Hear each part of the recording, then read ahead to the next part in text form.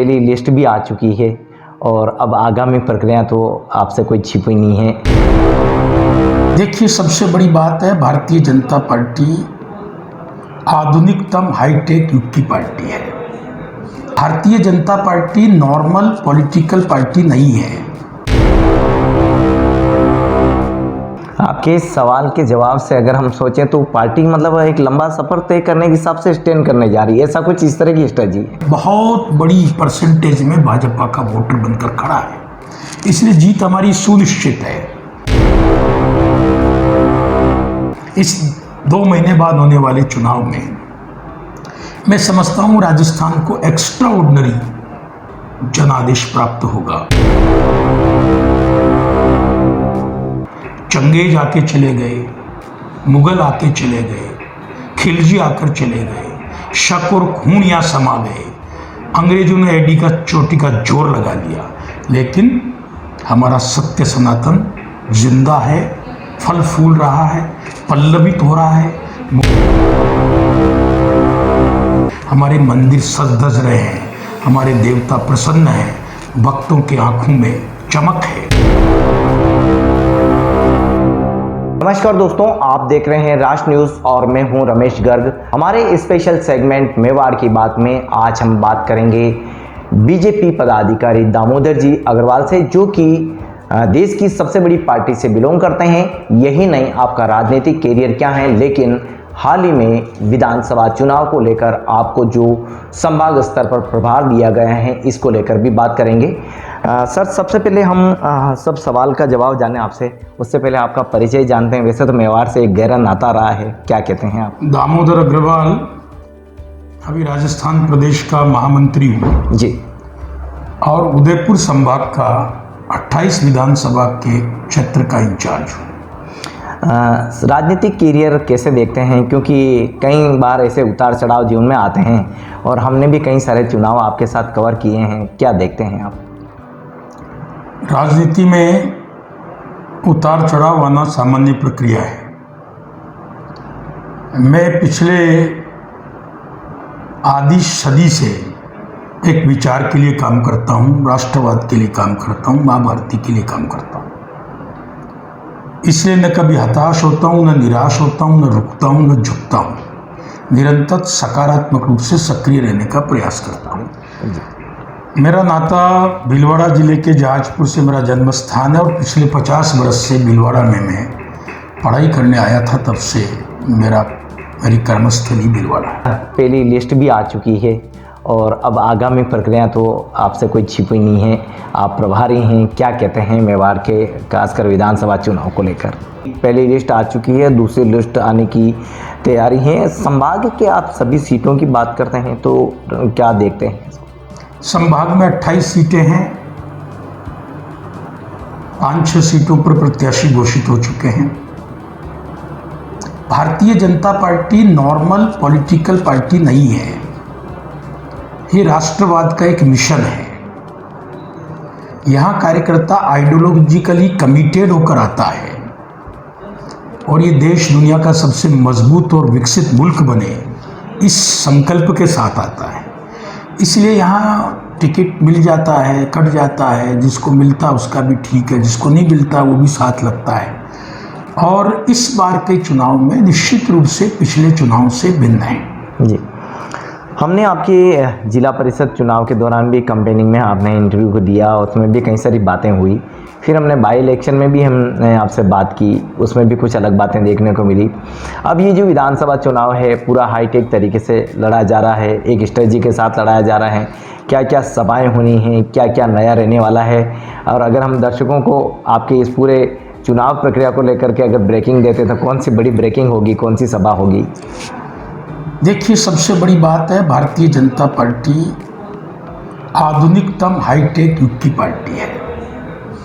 Party का IT और social media प्रत्येक बूथ पर एक्टिवेटेड है। पार्टी टिकट वितरण से पहले ट्रेडिशनल तरीकों पर अब नहीं चलेगी। पार्टी का अपना बहुत बड़ा होमवर्क है, फीडबैक है, सर्वे है। जन भावना के अनुसार, जन आकांक्षा के अनुसार जहां पर भी सर्वाधिक जीतने योग्य उम्मीदवार जो होगा अब उसको टिकट मिलेगा। कोई आज ये कहने की स्थिति में नहीं है कि मेरा टिकट तय है, क्योंकि टिकट तो केंद्रीय नेतृत्व तय करेगा, प्रदेश की रिकमेंडेशन पर करेगा और जन भावना के अनुरूप होगा, सर्वे के अनुरूप होगा। ये चुनाव हम बहुत हाईटेक लड़ने वाले हैं। हमारे बहुत सारे प्रोफेशनल, कई सारे आईआईटीशियंस इस सब में हमारे को प्रोफेशनल एडवाइस कर रहे हैं और इसलिए मैं कह सकता हूं कि आईटी का, तकनीक का पूरा उपयोग करते हुए इस चुनाव में हम नवाचार करेंगे और इस चुनाव में कोई व्यक्ति विशेष कहीं चेहरा नहीं होगा, कमल का फूल हमारा चेहरा होगा। नेता के नाते नरेंद्र भाई मोदी के चेहरे पर हम ये चुनाव लड़ेंगे। आपके इस सवाल के जवाब से अगर हम सोचें तो पार्टी मतलब एक लंबा सफ़र तय करने के हिसाब से स्टैंड करने जा रही है, ऐसा कुछ इस तरह की स्ट्रेटजी है? राजस्थान का ही दुर्योग रहा है कि एक बार कांग्रेस एक बार भाजपा। अब भाजपा का ऑर्गेनाइजेशन सेटअप मतदाता सूची के बूथ के एक एक पेज तक पहुंच चुका है।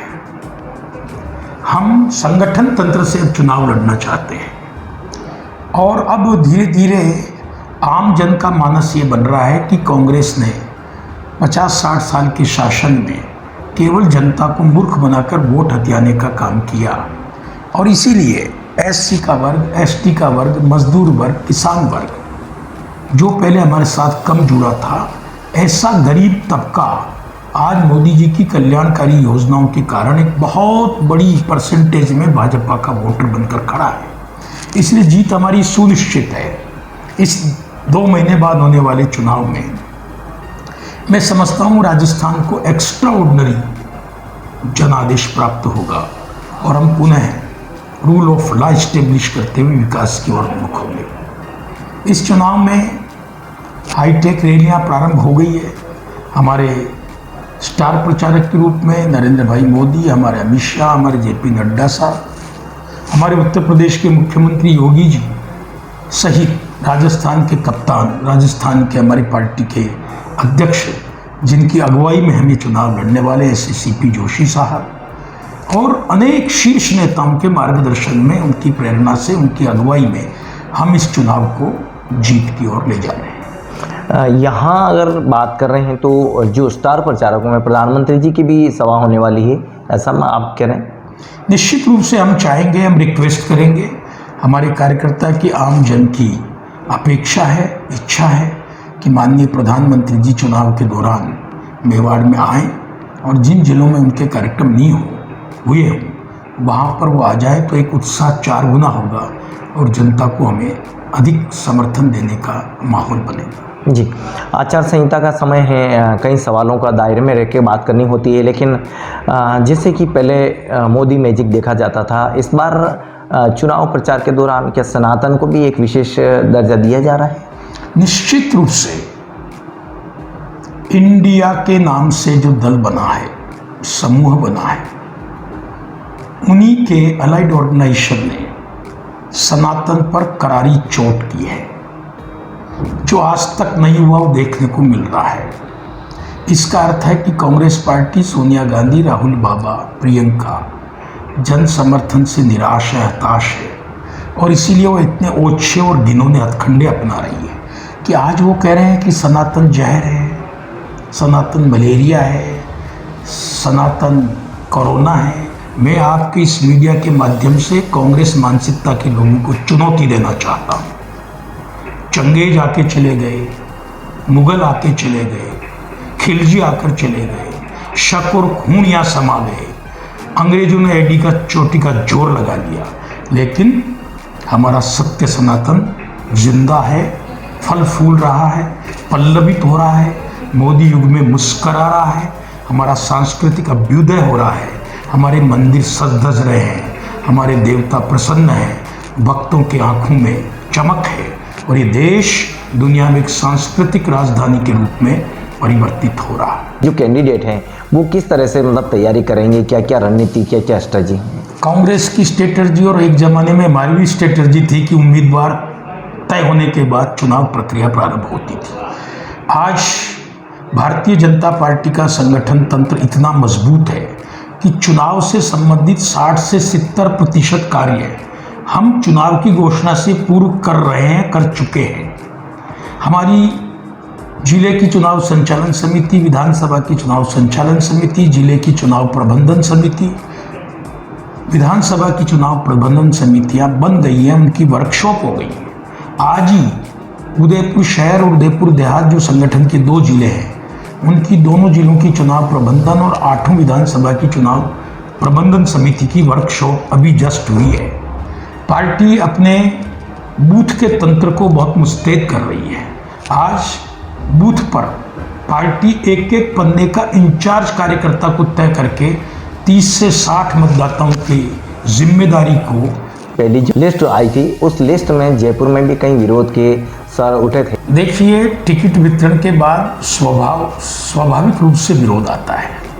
कुछ कार्यकर्ताओं को लगता है कि मुझे ही टिकट मिलना चाहिए, परंतु टिकट देने का काम केंद्रीय सर्वोच्च नेतृत्व को है, संसदीय दल को है।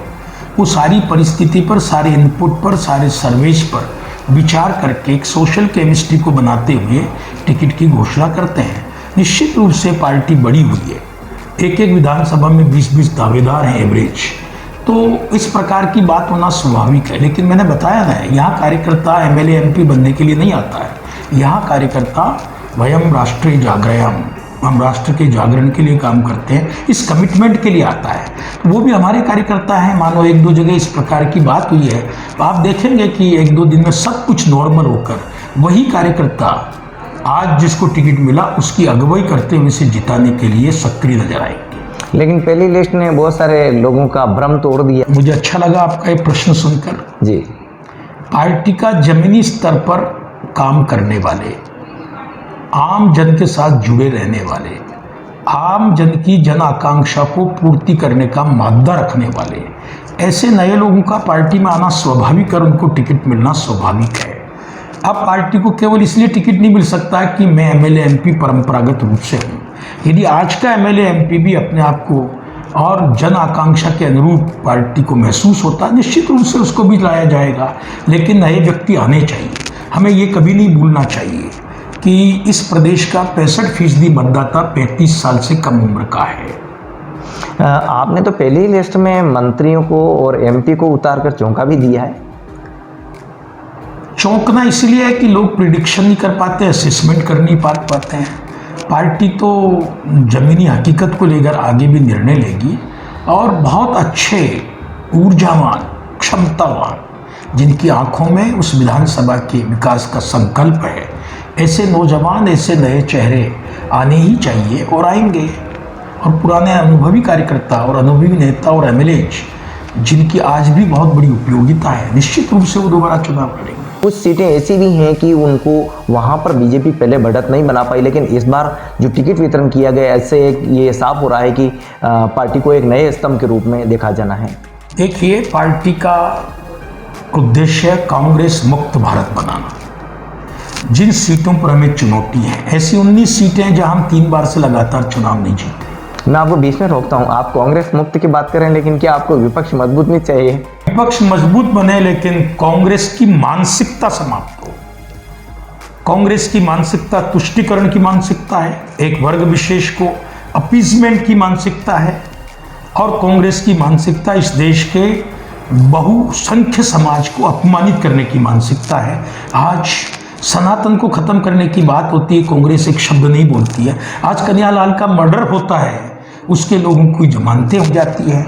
आज यहाँ पर हमारे 30 त्योहार पर 144 धारा लगा दी जाती है, हमारे लोगों के खिलाफ गलत मुकदमे लगा दिए जाते हैं, और पॉपुलर फ्रंट ऑफ इंडिया जैसे संस्थाओं पर जो शुद्ध रूप से राष्ट्रविधि गतिविधियों में लिप्त हैं, उनके लिए 144 तोड़कर पुलिस के बंदोबस्त में उनकी रैलियों का आयोजन कोटा के अंदर किया जाता है। निश्चित रूप से बहुसंख्यक वर्ग इससे आहत है और इसका जवाब चुनाव में उसको मिलेगा।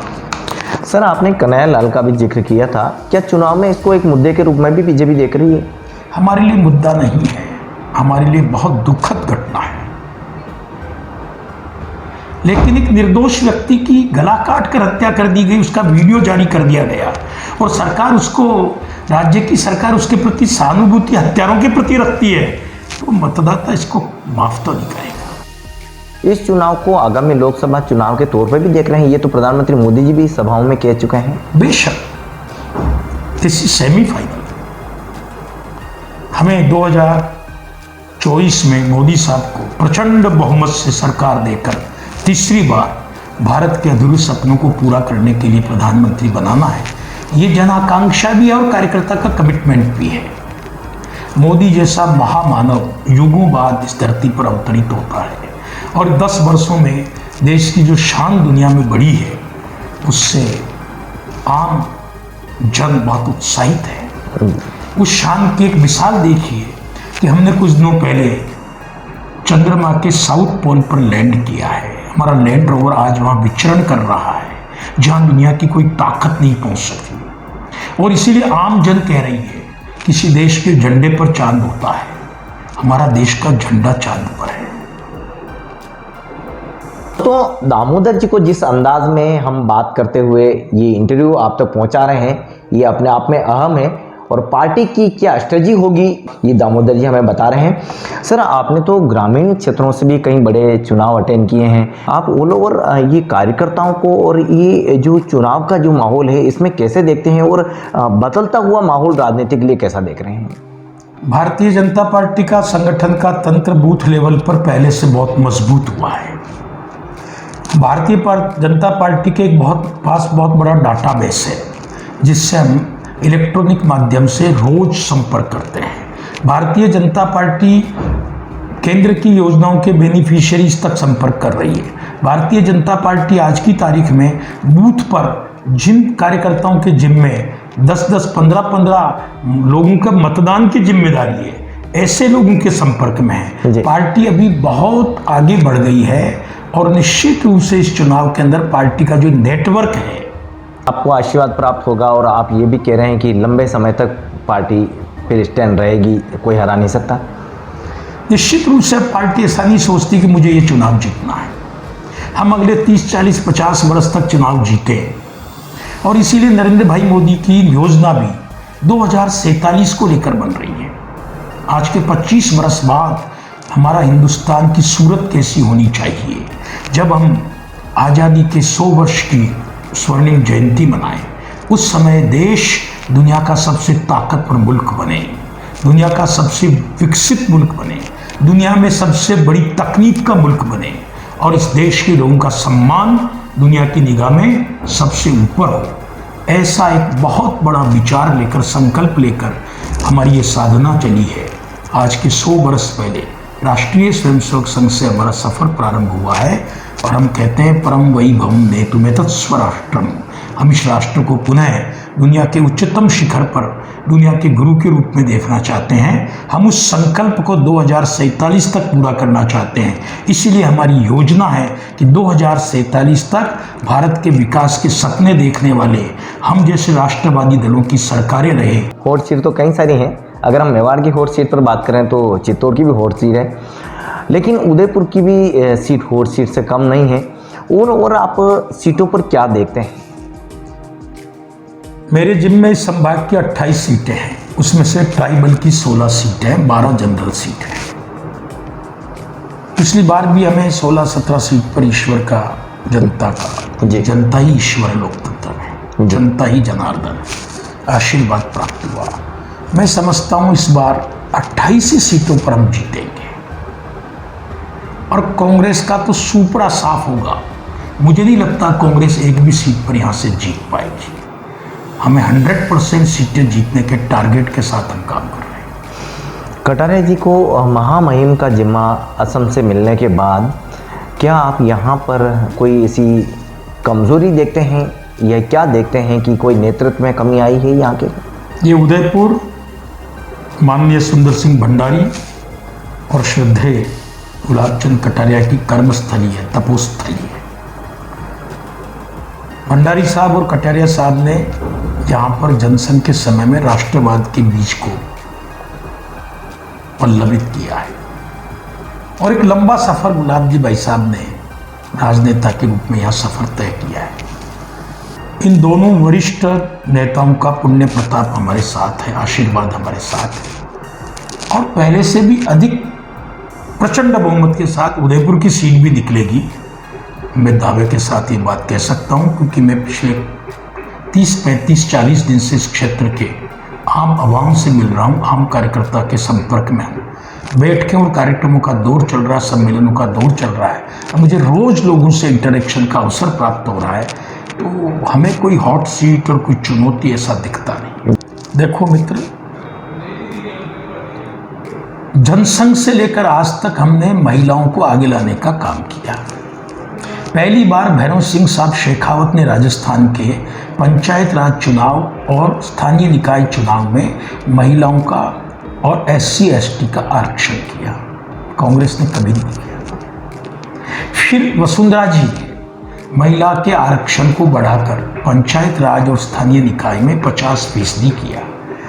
महिला आरक्षण का बिल 25-27 साल से लोकसभा में आता है, मजाक बन के चला जाता है, क्योंकि बिना मन के लोगों को दिखाने के लिए बिल लाया गया।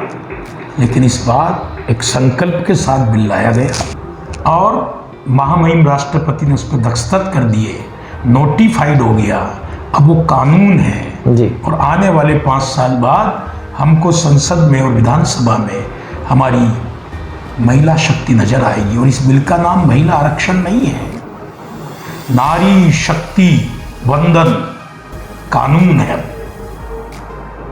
नारी के प्रति हमारी देखने की दृष्टि बहुत आदरणीय है जी, और इसीलिए उस नारी की शक्ति का वंदन करते हुए हमने इस बिल को लाया है और अब कानून बनकर नारी के प्रतिनिधित्व को विधानसभा और लोकसभा सहित सब जगह बढ़ाएगा। अभी एक सभा में आपने प्रधानमंत्री जी के बारे में बहुत कुछ बताया कि आपने उनका जीवन बहुत करीबी से देखा है। देखिए, इस भारतीय जनता पार्टी और राष्ट्रवादी विचार परिवार में हजारों लोगों ने अपने जीवन की, अपने यौवन की कुर्बानी माँ भारती के उन्नयन के लिए दे दी है। उसी श्रृंखला में नरेंद्र भाई मोदी हैं। निश्चित रूप से मैं उनको पुराना जानता हूँ और कभी साथ रहने का भी मुझे अवसर प्राप्त हुआ है। मैं आपको केवल एक बात आपके चैनल के माध्यम से कहना चाहता हूँ।